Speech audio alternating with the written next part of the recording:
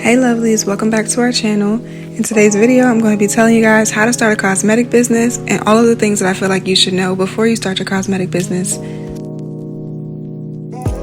If you're interested in starting a cosmetic brand and you want to know more about starting a cosmetic brand and the things that go into it behind the scenes, just keep on watching. I got a couple of tips and I'm going to be sharing with you guys. Special thanks to Shopify for sponsoring this video. Okay, so tip number one, first and foremost, the first thing that you want to do is decide what it is that you actually want to sell. So if you're starting a cosmetic brand, you might want to sell makeup, lip gloss, body butters, body scrubs, things like that. Any type of skincare product that you want to sell, decide exactly what products you're going to be selling and what the benefits of those products are going to be. So for example, if you know somebody who experiences acne and has dark marks, or you're trying to treat eczema and you want to create products that will specifically help you to clear those things up, then I would start and write down a list of all the products that you want to actually sell related to that benefit that you're trying to give the customer, if that makes sense. So for me, I'm trying to make skincare products that's going to help a boss babe to grow and glow. So I started with making a body scrub and a body butter, and then it was all from there. It's really easy to get wrapped up in, oh, I need to have a body butter. Oh, I need to have a scrub to go with it. Oh, I need to have a lip balm. Oh, I need to have, lip gloss. No, what you should do first, and what I recommend doing, what I should have done, is determine what the benefit of the products that you're trying to sell is going to be. That way it's easier to actually come up with the product ingredients and actually formulate the product later down the line.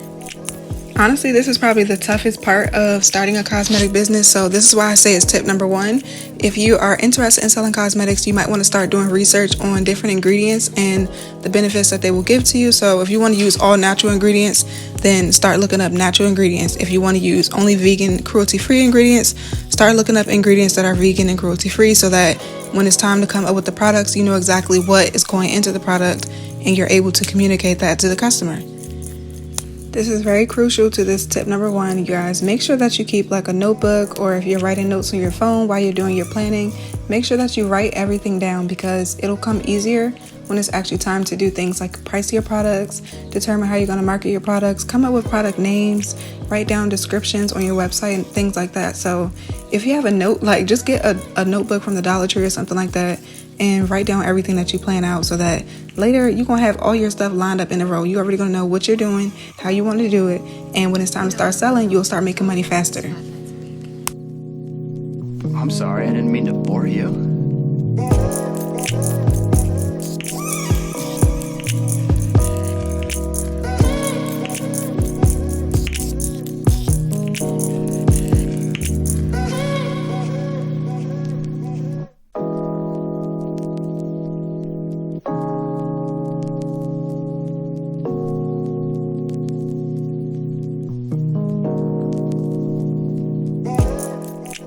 Tip number two is definitely going to be to determine a budget that you want to have set in place before you planning your business. So with me, I didn't necessarily have a budget in mind, but I'm recommending you guys do start with a budget, so that shopping for inventory, shopping for all the supplies that is going to come with this starting a new business, you want to know exactly what your money is going to be going into, because you don't want to overspend or underspend. So I think I spent about $600 when I very first started. That was my very first time investing a large lump sum of money. However, I was not really sure what I was spending my money on. So I would do something like take a journal, like I said before, write down, okay, I have $200 to spend. What can I get with this $200 so that I can start my business efficiently and effectively? So if you got $200, to be honest with you, there's a couple different vendors that I've showed you guys on the channel before.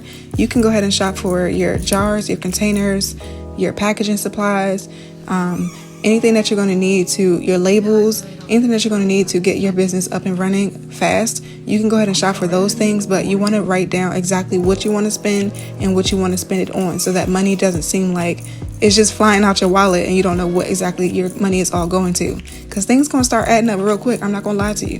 You're going to have to put out a little bit of money, but if you know what money you have already to put out, it's not going to feel like so much of a burden when all those totals start coming back to you. So definitely have a budget in place. So for example, right here, you guys see me using white shipping boxes. I'm using crinkle paper, I'm using tape, I'm using an ink pen, I have a printer. You know, there's so many different things that go into running a business. And just because it's a cosmetic business doesn't mean that you're not going to need the basic things like a printer, ink, paper, scissors, tape, wrapping paper, bubble wrap, all those little minor things that you feel like, okay, well, I can just get that. That stuff should go right into the budget plan. And when you start getting jars and bigger inventory, that stuff obviously is going to cost the bulk of the money, but these little things matter too. So make sure that you're incorporating everything that you need. If you need to, go back and watch some of my inventory hauls on the channel. I didn't start with a whole lot of inventory, but I do feel like I started with enough to actually get me up and running and be able to start Rose Beauty Cosmetics. So I'll go ahead and link one of those videos up here for you guys. If you are trying to start a lip gloss business, I've seen other successful entrepreneurs starting a lip gloss business with literally just $100. So you can take $100 and you can start selling lip gloss. And there's more than one way that you can effectively promote and market a product without having so much inventory on hand. So whatever money you have, take it from me. It doesn't have to be a large lump sum, but it does need to be spent on the right things, because like I said before, you don't want to waste money getting more of something than you actually need at that time. So that's why the journal is necessary, and actually having a budget in mind is very, very necessary.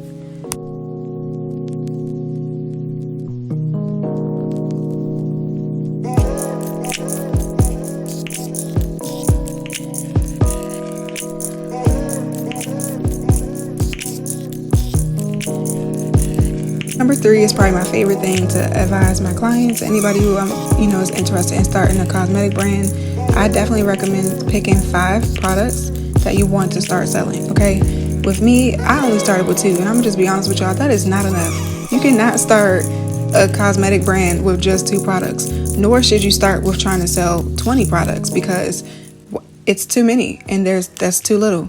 So with me, I only had 2 products, and I feel like that was just not enough. My customers don't have enough of a variety to shop for, and I just wasn't very prepared, y'all. Like, I kind of rushed into this, which is why I'm telling y'all to take your time doing it.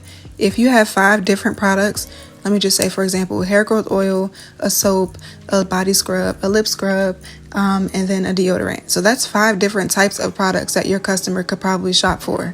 You don't want to start and sell 15 products, because that's too large of a number to start with. Your money is going to be going out the door so quickly, and you're going to have a hard time actually getting all the products made. I don't say do more than 5 products to start, but I do recommend having 5 of each product actually in stock on your website. So like I said, if you have a hair growth oil, deodorant, body scrub, make sure that you have at least 5 of every one of those products in stock for your launch day, so that, we manifest and sell out situations for all the boss babes. So if you launch and then you only have 2 of each of stock, like, you're going to sell out really, really quickly. But if you have 5, you have opportunity to sell on that launch day and to continue selling if you don't actually sell out. So that's why I recommend having 5. And keep in mind that you're not going to only have 5 products forever. Like, we're manifesting that you're going to be able to expand your business very, very quickly. So don't get discouraged thinking, oh, I only have 5 products to start. 5 is a really, really, really great number of products to start on your launch, because like I said, you have a variety to offer to your customers. You have different products with different benefits, and your storefront will look established. You don't want to start a business and have a website with only 1 product on it. It's going to be hard to gain like a trusting relationship with the customer, because your website and your brand is going to look very new. You want to give established, you want to give boss babe, you want to give I've been doing this forever. So if you want to start a cosmetic brand, definitely start with 5 products and write down why you want to sell each of those 5 products, or what your customer is going to gain from having each of these products. I'm telling you, when it comes down to marketing, that's going to save you a lot of time trying to figure out why you want to market this product. You need to know that right when you're starting.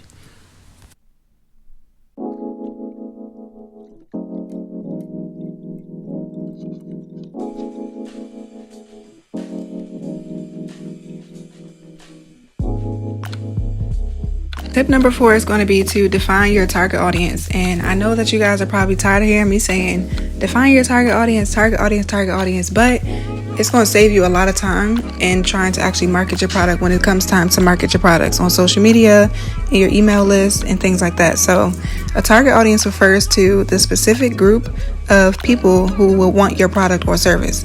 So these are the people that you're trying to get your products in front of. So you want to look at things like your customer's age, your customer's gender, how much money do they make, which means how much money are they going to be willing to spend on a product, where are they located, the type of things that they're interested in. And then there's just a tons of other different factors that you can look for when you're trying to actually sit down and determine your target audience. This is supposed to be your ideal buyer. So let me just go ahead and break it down real quick. For example, for my business, my ideal buyer is 1, a boss babe, 2, a female, obviously, 3, income varies. I'm looking for somebody who's willing to spend above $15 for a skincare product because of the benefit that they're going to gain from that skincare product. Their interests are things like leveling up, glowing skin, having radiant energy, having a high vibration, things that are positive. So if you're looking to elevate your lifestyle in any type of way, you're looking to practice better self-care, you're looking to grow your hair, glow your skin, stuff like that. That's what my target audience is. That's the customer that I'm looking for. That's the person that I want to see my business and shop with my business. So basically what you want to do with defining your target audience is take a list and write down all those different things about the person who you want to be interested in your product. This is going to help you when it comes time to either run ads, create email marketing campaigns, even generate things like captions and, your Instagram content. When you're thinking about that, you're thinking about who do you want to be like, oh snap, like her page is really, really cute. I love her products. I love her mission statement. I love everything about her brand. I will want to shop with this girl. So you want to know their interests and what they value the most. You want to make sure that you're actually speaking to them. You're not going to just say, hey, I got a body butter. Come shop my body butter. Well, girl, why do I want to shop your body butter? And why do you know that your body butter is going to benefit me over the next person? So that's just why, having a target audience is really specific, and it's something that's going to help you in the long run. If you don't do it, you'll eventually have to do it and maybe have to rebrand later or you might have to change a whole bunch of things down the line instead of just doing it before you actually start promoting your product. So save yourself that time and the money and go ahead and define your target audience. And if you guys are interested in seeing like a more in-depth video on actually me breaking down the ways that you can define your target audience, just comment down below and let me know. I will try to get that video out for you guys. Or if you're interested, you can book a one-on-one consultation. The link will be in the description box, and I will try to help you to actually define your target audience for your business.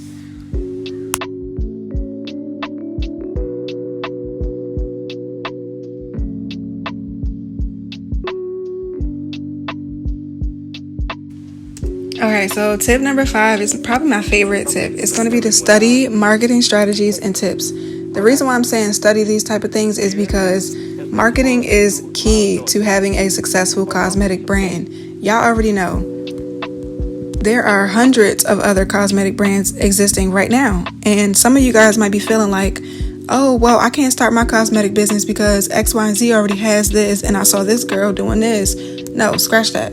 It's not about who's doing what and how many people are doing it. It's about how you're going to do it and how you're going to attract your ideal customer. There's 1,000,001 people selling tissue. There's 1,000,001 people selling bread. And you don't see nobody stopping making bread or stop making tissue.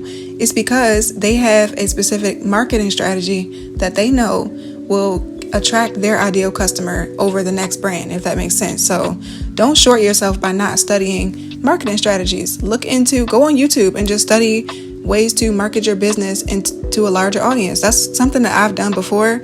And as my business has grown, I've learned my own marketing strategies. But one of the main things that you can probably start to do is pick one social media network or a social media app that you want to focus on and stick to it, because trying to run Facebook, Twitter, Instagram, TikTok, and all these other new social media apps all at once is going to drag you down. You already are running a business. That's a lot in itself. So if you know what you're trying to market and how you want to market it, you're going to set yourself way ahead of the game. Like, if I would have actually done the research to figure out how I want to use my Instagram to promote my business instead of just posting content, I would have saved myself that time. I would have been much further than I am even right now. So an example of a marketing strategy or something that you can do to, determine whether or not you're going to market this way or the other way is to decide what it is that you want your customer to stop scrolling for. Like, for example, I post a picture of a body butter,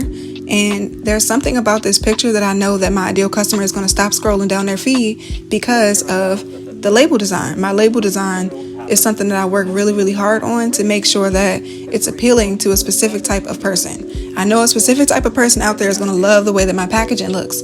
So I'm going to up my packaging every restock to make sure that customers see this brand is elevating in this way, and I love the way that her packaging looks, so I might want to support.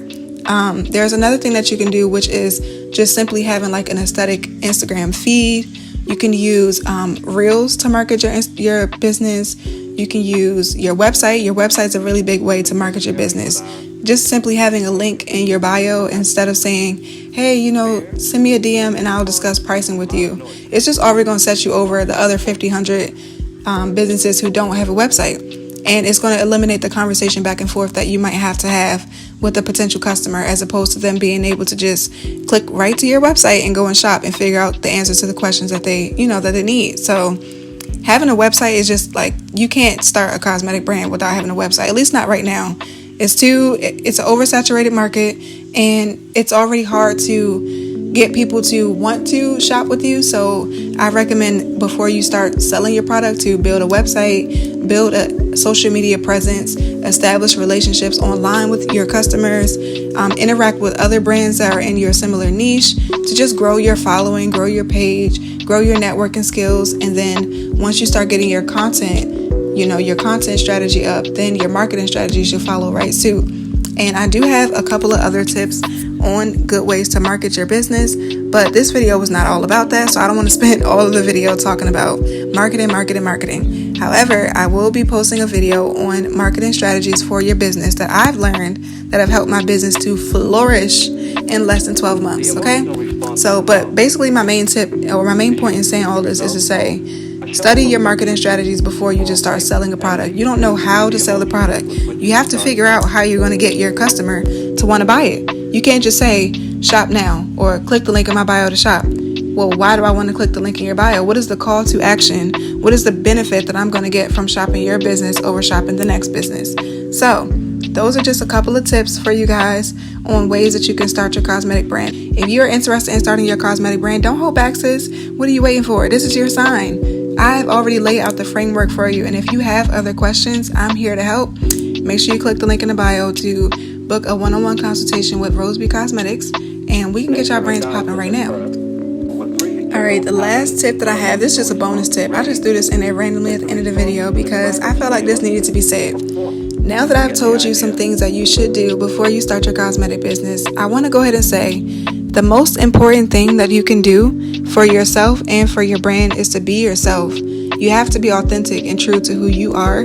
Otherwise, running this business is going to run you into the ground. It's going to feel like you have to pull something up out of yourself that's not already within you. It's going to feel like you're putting on a fake persona, or you're portraying a fake image that's not really true to who you are, and your business is going to reflect that.